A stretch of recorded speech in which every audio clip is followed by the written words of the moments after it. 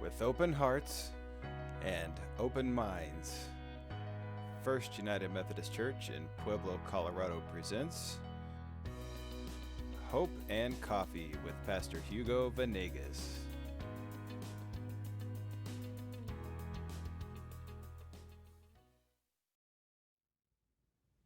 Hi, welcome back to another week of Hope and Coffee. And this week we're going to be concluding our series on the benefits of wisdom based on the chapter 3 of Proverbs. So next week we're going to begin a new series. It's going to be called Experimenting with Gratitude. And I need you to get a notebook and a couple of pens, colored pens, and then make sure that you have those with you, because we're going to be doing some amazing experiments to experience the power of gratitude and how miraculous focusing on gratitude in our daily lives can be. So I encourage you to join me next week as we begin this new journey of experimenting with gratitude. Now we're going to continue talking about the benefits of wisdom. And this week I want to focus on what it's called the prohibition of wisdom. So prohibitions, we have seen the things that we had to do,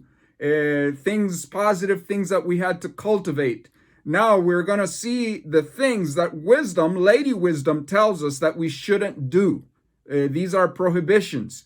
And the focus on the prohibitions are if we stop doing these things, if we refrain from doing these negative things, then the benefit will come in the lives of those who surround us. And then once they experience the benefit, there is a boomerang effect of that benefit in our lives. If we do the negative things that Lady Wisdom asks us not to do, then we will experience a negative boomerang effect, that we throw out those negative things and we attract them back into our lives. So we're going to start looking at what are these benefits, these prohibitions. And if you have your Bibles, turn to chapter 3, and we're going to look at verses 27 and 28, and let me read them to you, and then I'll tell you what are the prohibitions that we are encouraged to refrain from. It says the following: "Do not withhold good from those who deserve it, when it is in your power to act. Do not say to your neighbor, 'Come back later, I'll give it tomorrow,' when you now have it with you." So what is he talking about? He's saying do not withhold someone else's benefits. Lady Wisdom is saying that we should not withhold the goods that someone deserves. And a better translation would be, do not withhold from someone what is rightfully his or rightfully hers. So the idea here that the Solomon is thinking about is that if you owe wages to someone, in the ancient world it was an agrarian society, so whenever you had farmers who would work for you, they needed their wages. And what he was saying is, if you had to pay the wages at the end of the day, or you had to pay it at the end of the week, pay the laborer what he deserves. Do not hold on to his money, because that is not wise. It is not wise, because instead of being a blessing and giving someone what is rightfully theirs, their wages, you're withholding, and you're creating negative energy in that person, and therefore you will attract negative energy within yourself.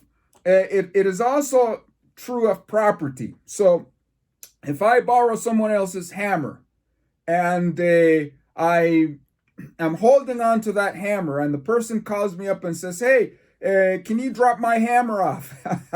And a week goes by and 2 weeks go by, and I haven't returned that property that belongs to that person. I am not being very wise. It can also work with repaying loans. If someone lends me some money and I haven't returned that money to them, if I have it, I owe people money. I owe the bank money. I owe different friends money, and I can't pay it back because I'm still trying to deal with debts. But if I am sitting on the money and it's in the bank or it's in my wallet and I'm not repaying them what I owe them, then Proverbs is saying that is not wise living, because you're cheating them from the blessing that they deserve for holding on to what is rightfully theirs. It's the same thing that we experience with our state benefits. There are certain benefits that we get from the government, benefits that we get from the state.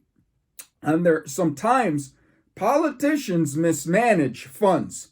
Politicians mismanage the benefits that people who have chipped in and who have contributed through their interests and through their deductions, and bad investments, bad management is not allowing those people to experience the benefits that they trust that they will receive and that they will enjoy. So that's what Lady Wisdom is saying, is that one of the prohibitions, if we want to live a life of shalom, is to stop doing things that will negatively affect people.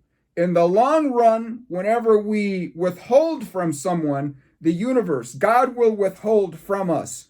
When we're gracious, it is more blessed to give than to receive. When we give others, then there is a positive boomerang effect. When we hold on and we don't give what the person deserves, then there is a negative boomerang effect. So we're going to talk about another prohibition tomorrow. This is Hugo Venegas from the First United Methodist Church. If you have something that belongs to someone, get ahead of yourself and go return it. God bless you. Thank you for joining us. If you enjoyed our inspirational Bible study, like or subscribe below.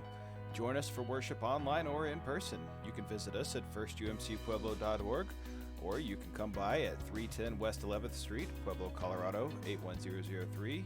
Give us a call, 719-544-1917, and join us again tomorrow for another inspirational Bible study. We'll see you soon.